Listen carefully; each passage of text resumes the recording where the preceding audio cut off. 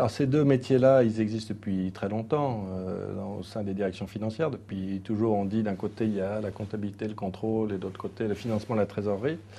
Donc elle a toujours existé, cette opposition ou cette complémentarité.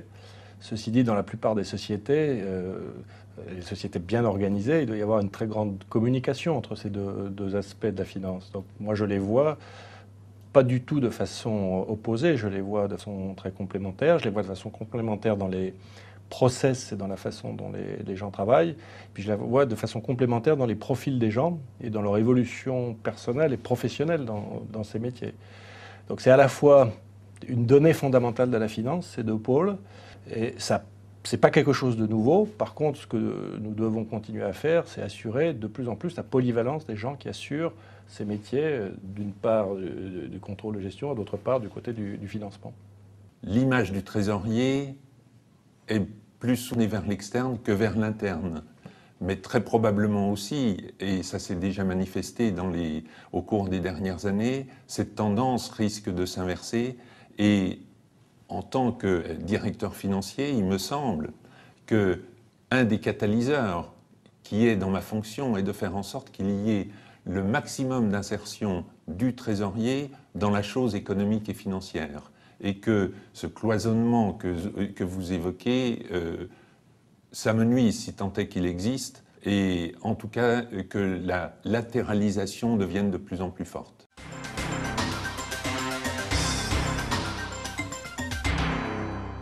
Les bonnes directions financières, de tout temps, elles ont eu des règles et des process. Mais c'était elles qui fixaient les règles et les process.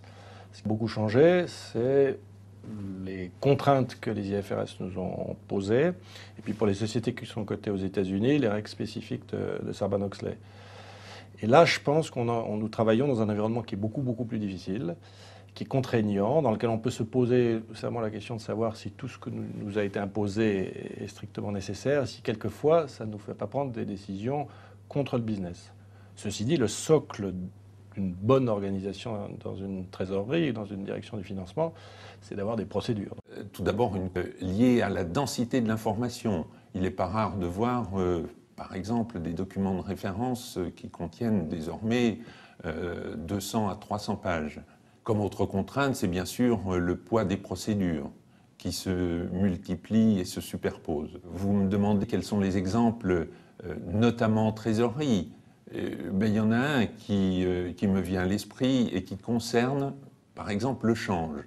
Et certaines entreprises, plutôt que de s'exposer à des questions sur des plus ou des moins qui n'ont pas nécessairement de signification par rapport à leur économie, préféreront ne pas se couvrir, par exemple. Et donc là, il y a une dérive qui peut être la prééminence de la comptabilité sur l'économique. Une autre dérive, c'est le fait que ces superpositions de contraintes puissent avoir un effet un petit peu étouffant sur les structures et les petites structures. Et puis une dernière qui concerne la prééminence de la doctrine, j'allais dire de la lettre sur l'esprit, et qui fait que parfois on n'est pas loin d'une certaine déresponsabilisation et on se réfugie derrière la lettre de la doctrine pour ne pas prendre de position qui soit peut-être plus volontariste et plus...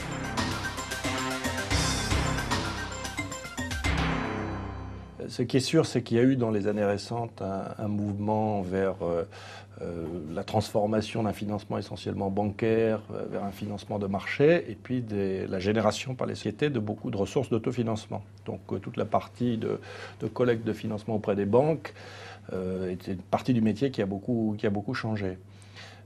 Moi, je pense que si on regarde bien ce qui peut se passer dans les années prochaines, et notamment au regard des contraintes dont on parlait tout à l'heure, la bonne maîtrise des process, ça va devenir un facteur clé. La bonne maîtrise des risques, c'est aussi un facteur clé de succès, parce que ces risques sont de nature plus complexe. Et surtout, il nous est demandé d'en reporter l'évolution de façon de plus en plus détaillée. On a constaté au cours de ces 10 ou 15 dernières années des vraies évolutions en termes de système, en termes de technologie de l'information, de rapidité du reporting, de fluidité des flux.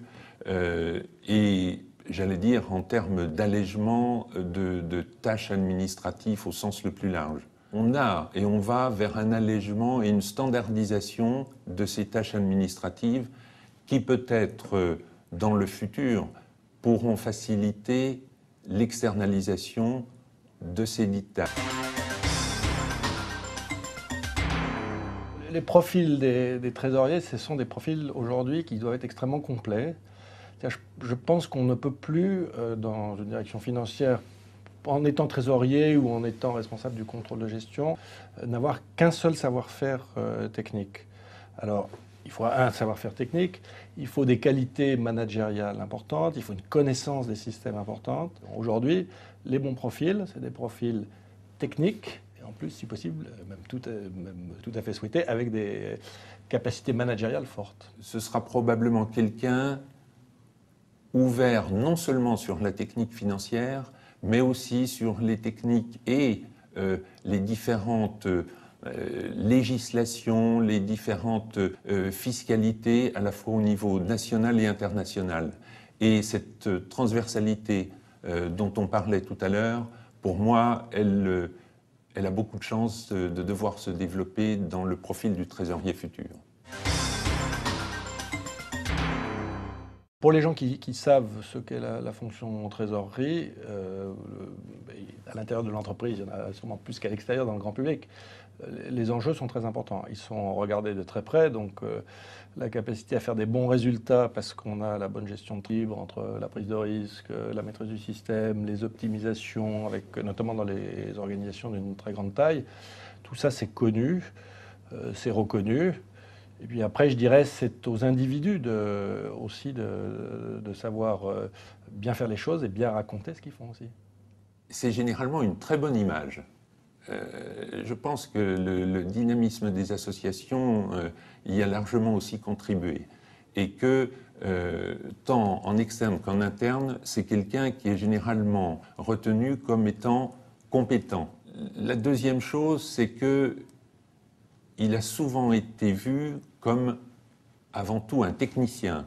Dans l'évolution dont je vous parlais, je pense que cette orientation va peut-être se déplacer vers quelqu'un de plus généraliste, de plus pluridisciplinaire et qui sera un petit peu